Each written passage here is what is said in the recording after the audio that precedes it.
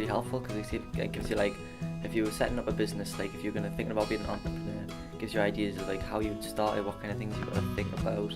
I never really like put into perspective all the different people you would have to like go, like you'd have to get like, account managers, business managers, like, and you would have to talk to people to help you like get into business.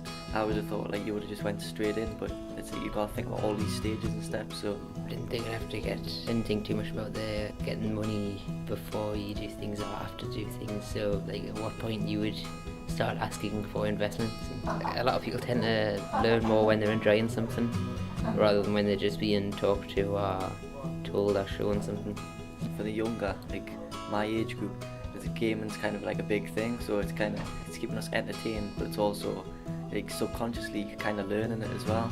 To be honest, like it visually helps you as well, so you can actually see how you can improve and all this, like what you would have to do. I think it's a really great idea, especially if you're not used to marketing or anything like that and you've never dabbled in it before or anything like that.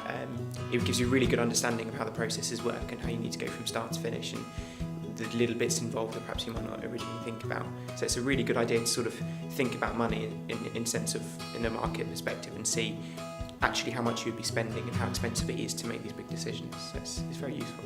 I thought it was really easy to play, like I thought it was nicely presented, and the idea of it was interesting, and that trying to do it within quite a prohibitive budget was interesting, like trying to do it as a team. I thought it was quite a nice idea.